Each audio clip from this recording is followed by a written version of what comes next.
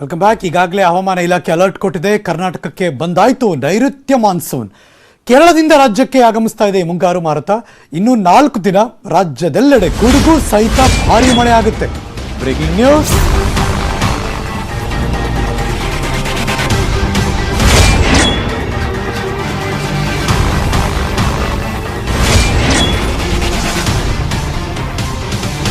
ಇನ್ನು 4 ದಿನ ಗುಡುಗು ಸಹಿತ ಭಾರಿ ಮಳೆ ಅಲರ್ಟ್ ಆಗಿರಿ. ನಮ್ಮ ರಾಜ್ಯದಲ್ಲಿ ಕರಾವಳಿ ಜಿಲ್ಲೆಗಳಲ್ಲಂತೂ ಜೂನ್ 8ನೇ ತಾರೀಕು ತನಕ ಯೆಲ್ಲೋ ಅಲರ್ಟ್ ಘೋಷಣೆ ಮಾಡಿದ್ದಾರೆ.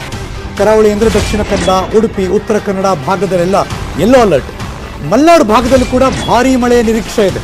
ಸೊ ಹಾಗಾಗಿ ಚಿಕ್ಕಮಗಳೂರು, ಹಾಸನ ಆ ಭಾಗ, ಈ ಕಡೆ ಕೊಡಗು ಮತ್ತು ಗಡಿ ಜಿಲ್ಲೆ ಚಾಮರಾಜನಗರ, ಬೆಂಗಳೂರು ಸಿಟಿ, ಹಳೆ ಮೈಸೂರು ಭಾಗ, ರಾಮನಗರ, ಮಂಡ್ಯ, ಮೈಸೂರು, ಇನ್ನೀ ಕಡೆ ತುಮಕೂರು, ಚಿಕ್ಕಬಳ್ಳಾಪುರ, ಕೋಲಾರ, ಬರ ಅಂತ ಚಿಕ್ಕಬಳ್ಳಾಪುರ, ಕೋಲಾರದ ಕಡೆ ಈಗ ನೋಡಿ ಭಾರೀ ಮಳೆಯ ಎಚ್ಚರಿಕೆ ಕೊಟ್ಟಿದ್ದಾರೆ ಆ ಭಾಗದಲ್ಲೆಲ್ಲ. ಸೊ ಇವತ್ತಿಂದ 4 ದಿವಸಗಳ ಕಾಲ ಅಲರ್ಟ್. ಪ್ರತಿದಿನ ಸಂಜೆ, ಮಧ್ಯಾಹ್ನ, ಬೆಳಗ್ಗೆ ಕಾಡಬಹುದು. ಏನಾದರೂ ಎಮರ್ಜೆನ್ಸಿ ಇಲ್ಲ ಅಂದರೆ ಮಳೆ ಬರುವ ಸಂದರ್ಭದಲ್ಲಿ ಓಡಾಡೋದನ್ನು, ಹೋಗೋದನ್ನು ಮುಂದೂಡಿ. ಇಲ್ಲಾಂದರೆ ಮಳೆ ಬರೋಕ್ಕೆ ಮುಂಚೆನೇ ಕೆಲಸ ಮುಗಿಸ್ಕೊಳ್ಳಿ. ಟ್ರಿಪ್ಗೆ ಹೋಗೋದಿದ್ರೆ ಇವಾಗ ಬೇಡ, ಅದನ್ನು ಅವಾಯ್ಡ್ ಮಾಡಿ. ನೈಋತ್ಯ ಮುಂಗಾರು ಅಬ್ಬರಿಸಿ ಬೊಬ್ಬಿರುತ್ತೆ ಇನ್ನು 4 ದಿನ ಅಂತ ಹವಾಮಾನ ಇಲಾಖೆ ಈಗಾಗಲೇ ಮುನ್ಸೂಚನೆ ಕೊಟ್ಟಿದೆ. ರಾಜ್ಯದ ಒಂದಷ್ಟು ಜಿಲ್ಲೆಗಳಲ್ಲಿ, ಎಸ್ಪೆಷಲಿ ಕರಾವಳಿ ಭಾಗ, ಅದು ಮಂಗಳೂರು ಅಂದರೆ ದಕ್ಷಿಣ ಕನ್ನಡ, ಉಡುಪಿ, ಉತ್ತರ ಕನ್ನಡ ಭಾಗದಲ್ಲಿ ಯೆಲ್ಲೋ ಅಲರ್ಟ್. ಮಲೆನಾಡು ಭಾಗ ಅಲ್ಲೂ ಕೂಡ ಭಾರಿ ಮಳೆ ಇದೆ. ಚಿಕ್ಕಮಗಳೂರು, ಹಾಸನ, ಈ ಕಡೆ ಕೊಡಗು ಮತ್ತು ಗಡಿ ಜಿಲ್ಲೆ ಚಾಮರಾಜನಗರ, ಬೆಂಗಳೂರು ಸಿಟಿ ಹುಷಾರಾಗಿರಿ ಜನ. ಇನ್ನು ರಾಮನಗರ, ಮಂಡ್ಯ, ಮೈಸೂರು, ಈ ಕಡೆ ತುಮಕೂರು ಮತ್ತು ಬೆಂಗಳೂರಿನ ಈ ಭಾಗ, ಚಿಕ್ಕಬಳ್ಳಾಪುರ ಮತ್ತು ಕೋಲಾರ, ಎಲ್ಲ ಕಡೆ ಮಹಾಜನರೇ ಅಲರ್ಟ್ ಆಗಿರಿ, ಹುಷಾರಾಗಿರಿ. ಯಾರಿದ್ದಾರೆ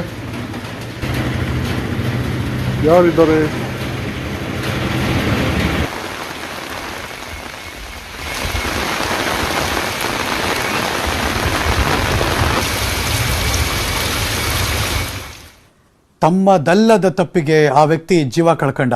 ಇದು ರಾಯಚೂರಿಂದ ಬರ್ತಿರುವಂತಹ ಸ್ಟೋರಿ. ರಾಯಚೂರಿನಲ್ಲಿ ಕಲುಷಿತ ನೀರು ಸೇವಿಸಿ ವ್ಯಕ್ತಿ ಸಾವನ್ನಪ್ಪಿದ್ದಾರೆ. ಆಟೋ ಡ್ರೈವರ್ ಮೊಹಮ್ಮದ್ ನೂರ್ ಮೃತ ವ್ಯಕ್ತಿ ಆತ. ಮೊಹಮ್ಮದ್ ನೂರ್ ಅರಬ್ ಮೊಹಲ್ಲಾದ ನಿವಾಸಿ. ಏನಾಯ್ತು ನೋಡೋಣ. Breaking news.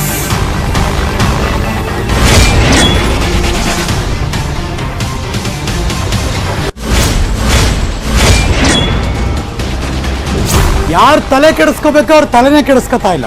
ಇಲ್ಲಿ ನೋಡಿದ್ರೆ 3ನೇ ಸಾವಾಯ್ತು ಕಲುಷಿತ ನೀರು ಸೇವಿಸಿ.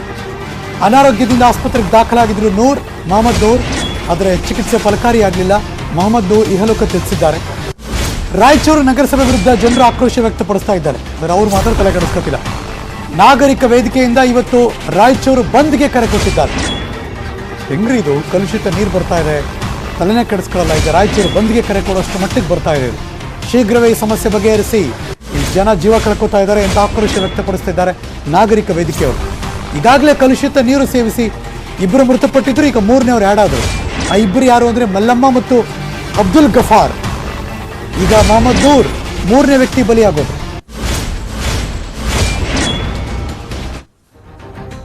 ನಾನು ಅದನ್ನೇ ಹೇಳಿದ್ದು, ರಾಯಚೂರಿನ ನಗರಸಭೆ ತಲೆ ಕೆಡಿಸ್ಕೋಬೇಕು, ಅವರು ಎಚ್ಚೆತ್ಕೊಳ್ಬೇಕು. ಈಗಾಗಲೇ 3ನೇ ವ್ಯಕ್ತಿ ಸಾವನ್ನಪ್ಪಿದ್ದಾರೆ. ಅನಾರೋಗ್ಯದಿಂದ ಆಸ್ಪತ್ರೆಗೆ ದಾಖಲಾಗಿದ್ರು. ಮೊಹಮ್ಮದ್ ನೂರ್ ಸಾವನ್ನಪ್ಪಿದ್ದಾರೆ. ಈಗಾಗಲೇ ಮಲ್ಲಮ್ಮ ಸಾವನ್ನಪ್ಪಿದ್ರು, ಅಬ್ದುಲ್ ಗಫಾರ್ ಸಾವನ್ನಪ್ಪಿದ್ರು, ಈಗ ಮೊಹಮ್ಮದ್ ನೂರ್ ಸಾವನ್ನಪ್ಪಿದ್ದಾರೆ. ಹೀಗೆ ಆದರೆ ಕಷ್ಟ ನಾವು ಬದುಕೋದು ಅಂತ ನಾಗರಿಕ ವೇದಿಕೆ ಇದೀಗ ರಾಯಚೂರು ಬಂದ್ಗೆ ಕರೆ ಕೊಟ್ಟಿದ್ದಾರೆ.